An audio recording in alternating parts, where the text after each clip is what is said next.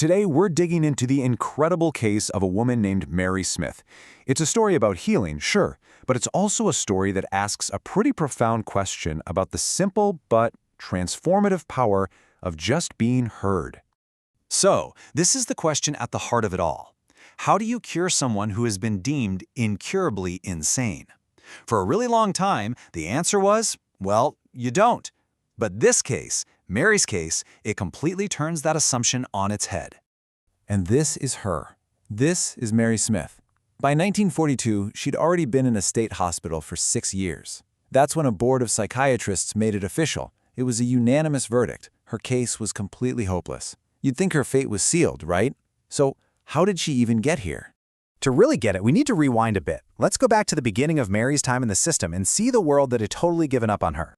It all came to a head in a really violent and shocking way. She was absolutely convinced her husband was poisoning her, that he'd kidnapped her son. So she attacked him, and that single act landed her on a ward for disturbed patients, and the door to her old life just slammed shut. For 13 years, pretty much nothing changed. This timeline just shows you how stuck her life became, from disturbed to delusional to finally incurable. The notes in her file are so brief, so dismissive. She wasn't seen as a person who could get better, she was just a condition to be managed. And by 1949, she was just one of about 400,000 Americans who were basically warehoused in places like this, all of them considered untreatable. During all that time, she was basically just collecting labels. One doctor would say acute confusional insanity. Another would say schizophrenia or paranoid state. This was the old way of thinking, you see. The goal wasn't to understand Mary, the person, it was just to slap a category on her illness. Every new label was just another brick in the wall keeping her locked away. And just listen to this description of her environment. It paints such a grim picture. It wasn't a place of healing. It was a place of storage, a human warehouse where people were just sent to wait. Can you imagine? The smells, the sounds, the sheer hopelessness of it all. And this environment leads to something called institutionalization, and I want you to pay close attention to this definition. It's a state of passive resignation. But it wasn't just Mary who gave up. Her family gave up, and worst of all, the doctors gave up too. Hope wasn't just lost by Mary, it was surrendered for her by the very people who were supposed to be providing care. But then, in 1949, something changed. The entire trajectory of Mary's life was about to take a hard right turn, all because one person decided to try something different. This new doctor shows up as part of a huge shakeup in the hospital's administration. And his approach was so simple it was radical. He was going to make a real, systematic effort to get to know every single patient under his care.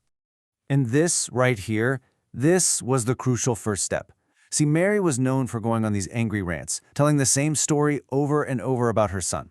Everyone else had always just written it off as jabbering, but not this doctor. He didn't interrupt, he didn't dismiss her, he just listened.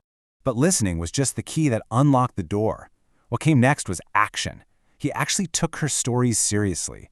He went on walks with her to look for her son. He noticed her eyesight was failing and got her a new pair of glasses. These weren't some grand medical procedures, They were small, simple acts of human connection that sent her a message she hadn't heard in over a decade. You are a person, and you matter. And the results of this new approach? Honestly, they were nothing short of miraculous.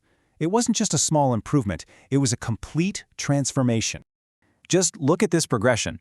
It started with one tiny, purposeful action. She straightened a rug on the floor. That's it. But from there, each step was a piece of her old self being reclaimed. She started helping the nurses. Then she earned the right to walk the grounds alone for the first time in 13 years. And then, incredibly, she put an ad in the paper looking for a job. And she got one. This incurably insane woman was hired as a practical nurse to take care of other people. And get this, think about how old she was when all this was happening. Mary Smith was 76 years old when she walked out of that hospital and re-entered the workforce. After 13 years of being locked away at an age when most people are long since retired, she was just getting started on her next chapter. And you might be wondering, okay, but did it last? Oh yeah, it lasted. This wasn't some temporary fix. 14 years after she was released at almost 90 years old, Mary was still thriving. She was knitting, reading to her neighbors, she was part of her community again. Her daughter's description says it all, a stunning testament to a complete and total recovery. So what was it? What was the secret sauce behind this unbelievable turnaround? It really all comes back to that very first, very simple act. What the doctor was doing is called psychotherapeutic listening. And it's not just passive hearing, okay? It's not just letting sound wash over you. It's an active, engaged process. You're trying to understand the whole person, not just their words, but the feelings behind the words, and the story their body is telling through posture and gestures. I love this quote because it describes listening not as a one-way street, but as this alternating current, a two-way exchange of energy. By truly listening, the doctor didn't just give Mary a gift. He kick-started a process that allowed her to literally recreate herself. He provided the spark that restarted her entire system. And this really gets to the heart of it all. A creative listener isn't judging you. They're creating a safe space for you to be recklessly yourself, even the angry, confused, bad-tempered parts. They understand that a bad mood doesn't define who you are. This non-judgmental acceptance was exactly what Mary had been denied for 13 long years. So when you zoom out, Mary's case is about so much more than just one moment's recovery. It represents a fundamental shift in how we can look at mental illness itself. This chart just lays it out so clearly. You've got the old way, where the focus is all on labeling the disease. Symptoms are just features of that disease. And the goal? Well, the goal is just adjustment to hospital life. In other words, learning to be a good, quiet patient. But the new way flips that entirely. The focus is on understanding the person. Symptoms aren't just features, they're signals, emergency flares trying to tell you something. And the goal isn't adjustment, it's full recovery and return to life. So what were Mary's delusions really signals of? Well, this new approach found that they were expressions of these deep, unbearable frustrations she'd faced her whole life. She couldn't stand being deserted, she couldn't stand being subordinate to men after years of being independent, and she couldn't stand the forced idleness of the hospital. Her illness wasn't some random thing, it was a desperate response to these pressures. And that's really what this whole incredible story leaves us with. Mary's case is dramatic, of course, but the principle behind it is universal.